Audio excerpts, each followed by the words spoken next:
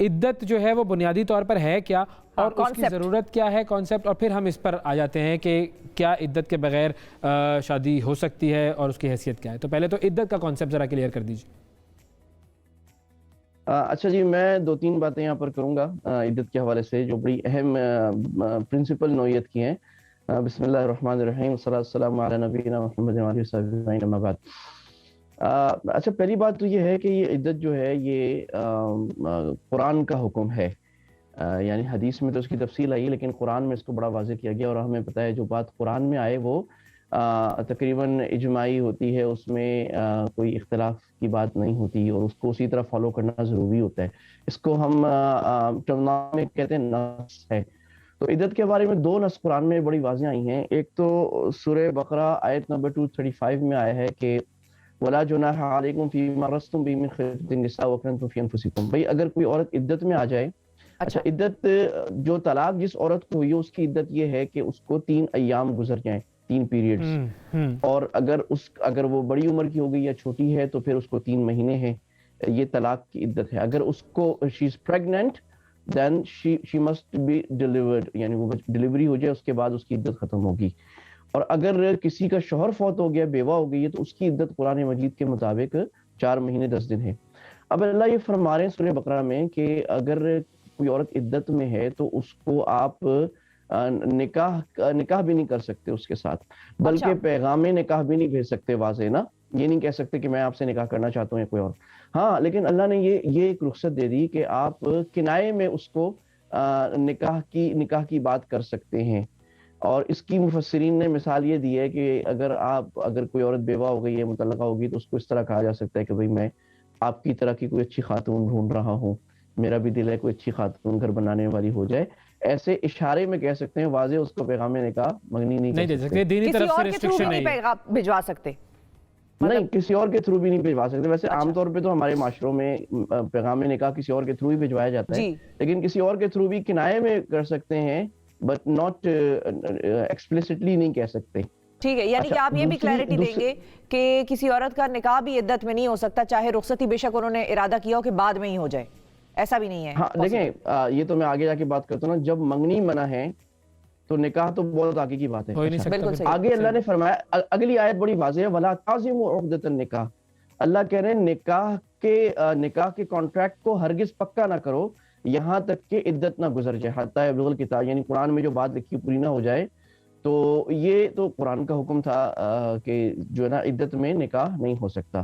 اچھا، اب آگے ہم آ جاتے ہیں تھوڑا سا کہ فاضل کورٹ نے جو فیصلہ دیا، اسی طرح کا ایک فیصلہ 2015 میں بھی لاہور ہائی کورٹ ہی نے دیا تھا.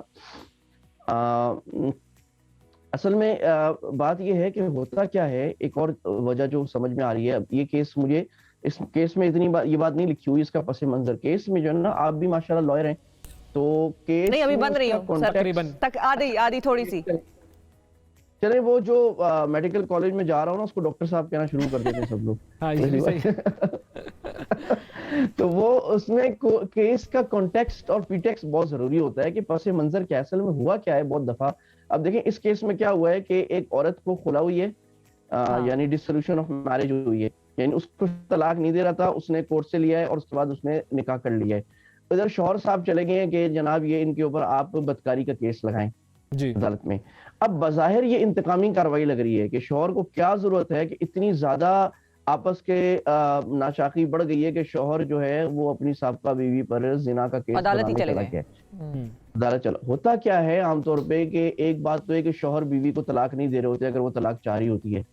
اب اس سے بھی اللہ نے قرآن مجید میں منع فرمایا، اس کو معلقہ کہا ہے کہ ایک شوہر اگر تو ظلم کر رہا ہے یا تنگ کر رہا ہے اور بیوی بیچاری چھوٹنا چاہ رہی ہے اور وہ اس کو طلاق نہیں دے رہا، تو یہ ظلم ہے شوہر کی طرف. لوگ کہتے ہیں کہ گھر سے باہر نہیں نکل سکتی. اب اگر کوئی عورت اکیلی ہے یا اس کو ضرورت ہے، یا وہ مثال کے طور پہ کوئی ایسی اسٹوڈنٹ ہے، وہ پڑھ رہی ہے، اس کے کوئی امتحان ہے یا کچھ کہیں کام کرتی ہے، اپنا سارا اس نے خرچہ چلانا ہے، شوہر نہیں دے رہا خرچہ، تو پھر کیا کیا جائے؟ دیکھیں، شریعت نے جہاں اصول بیان ہے وہاں فلیکسیبلٹی بھی بیان کی ہے. ہم کہیں بھی لا پڑھتے ہیں نا، لا آپ کی بھی فیلڈ ہے، میری بھی فیلڈ ہے، میں ماسٹرز کر رہا ہوں لا میں، تو لا میں ہوتا ہے unless in dire circumstances. ہر قانون میں فلیکسیبلٹی ہوتی ہے. تو شریعت نے ایک اصول بیان کیا، نماز کا بیان کیا، بھئی وضو کرنا ہے، اور اگر آپ وضو نہیں کر سکتے تیمم کر لیں. تیمم بھی نہیں کر سکتے، اس کا بھی راستہ ہے، کھڑے ہو کے نہیں پڑھ سکتے، بیٹھ کے.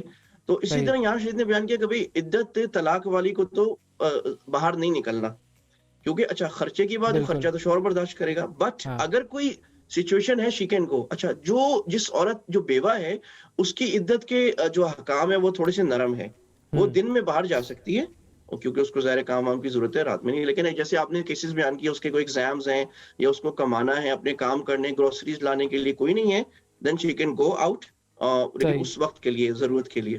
جب طلاق ہو جاتی ہے تو وہ جو عدت کا جو دورانیہ ہے وہ کہاں گزارتی ہے عورت؟ کیا وہ اپنے میکے میں جا کر گزارے گی یا وہ اپنے شوہر کے گھر میں بھی گزار سکتی ہے اور اس سے کہتی ہے کہ تم اس چیز کا انتظام کرو کہ میں اکیلے رہوں، یا وہ شوہر جو ہے وہ اس کے لیے الگ بھی انتظام کرے، اس کے اوپر یہ ذمہ داری بھی عائد ہوتی ہے؟ یہ ذرا بتائیے گا۔ ہاں یہ بھی بڑا اہم سوال ہے۔ دیکھیں اصل حکم تو یہ ہے کہ عدت شوہر کے گھر میں گزارنی ضروری ہے، کیونکہ عدت میں نکاح کا اثر باقی ہوتا ہے، ٹھیک ہے، اس کائنڈ آف تھوڑے سے سائنس باقی ہوتے ہیں، تو اور وہ اس لیے ہوتا ہے کہ یعنی اس کی بہت ساری وجوہات ہیں شریعت میں، تو اللہ کا حکم ہے اس لیے ماننا ہے، وجہ سمجھ میں آئے، لیکن جو اللہ کے رسول نے حکم بیان فرمایا کہ بھی دیکھ لیا جائے کہ کچھ کوئی پیٹ میں بچہ تو نہیں ہے، کیونکہ شریعت اس کے لیے بہت زیادہ سینسٹیو ہے کہ نسب کی حفاظت ہو، لینیج کی، اور ہم جو دیکھتے ہیں مغربی معاشرہ ہے وہاں اس کا خیال نہیں، میں یو کے میں ہوں کافی عرصے سے، تو یہاں پر اس کا کوئی مسئلہ نہیں ہے، لیکن شریعت میں اس کی بہت پکلر ہے، تو اس میں یہ ہے کہ شوہر کے گھر میں شوہر کی ذمہ داری ہے وہ خرچہ برداشت کرے اور چھت دے۔ اچھا اگر تو 3 طلاقیں نہیں ہوئی، 1 یا 2 طلاق ہوئی ہے، تو پھر تو کوئی پردے کی بھی ضرورت نہیں ہے، کیونکہ اس میں تو یہ ہے کہ ابھی شوہر رجوع کر سکتا ہے، بہتر ہے شوہر رجوع کرے نکاح رہے، لیکن اگر 3 طلاقیں ہو گئی ہیں تو پھر وہ گھر میں تو عورت شوہر کے رہے لیکن پردے کے ساتھ رہے، اس کا خرچہ، اس کے بچوں کا خرچہ وہ شوہر برداشت کرے گا۔ بٹ اگر سچویشن ہاسٹائل ہے، اگر سچویشن ہاسٹائل ہے یعنی شوہر ظلم کرتا ہے، مارتا پیٹتا ہے اور عورت کے لیے وہاں رہنا ممکن نہیں ہے، تو پھر وہ اپنے ماں باپ یا کسی اور گھر میں رہے گی اور شوہر پھر بھی اس کا خرچہ شوہر کے سر پر ہی ہوگا۔ ٹھیک ہے، جب طلاق ہو جاتی ہے کسی میاں بیوی کی اور وہ ایک دوسرے کے لیے سابقہ ہو جاتے ہیں، تو اس کے بعد ہمارے پاس کوئی مثالیں موجود ہیں یا کوئی ایسے احکامات ہیں کہ جو دین نے دیے ہوں کہ ایک دفعہ تمہاری بیوی نے تم سے طلاق لے لی، خلا لے لیا، یا تم نے اس کو طلاق دے دی، تو اس کے بعد اب یہ چیزیں ہیں، تم اس کو تنگ کرنے کے لیے اس کے گھر کے باہر جا کر یا اس قسم کی بھی چیزیں ہوتی ہیں، دھمکیاں دلواتے ہیں تم کسی اور سے شادی نہیں کرو گی، اور مطلب وہ بھی ایک ضد والا بھی ایک فیکٹر ہے ریونج کو، جس کو آپ یہاں پر ایڈریس کر رہے ہیں، اس کے حوالے سے کوئی مثالیں یا احکامات موجود ہیں؟ اصل میں یہ ہمارے معاشرے میں جتنی جو چیزیں ہو رہی ہیں نا، یہ شوہروں کی جانب سے ظلم، اور ہمارا سسرال عموماً ظالم ہے، تو اس کی وجہ یہ اصل میں جاہلیت کا طریقہ ہے، اور آپ حیران ہوں گے کہ یہی سارے کام جاہلی عرب میں ہوا کرتے تھے۔ رسول اللہ صلی اللہ علیہ وسلم جب تشریف لائے تو عورتوں پر اس قسم کے ظلم ہوا کرتے تھے، اور قرآن نے ایکسپلیسٹلی ان ظلموں پہ رد کیے۔ اب یہ جو آپ نے سوال کیا ایگزیکٹلی یہ قرآن سورہ نساء میں ہے، اللہ نے فرمایا لا یحل لکم ان ترثوا النساء کرہا، کہ بھی عورت کو آپ مال وراثت نہیں بنا سکتے۔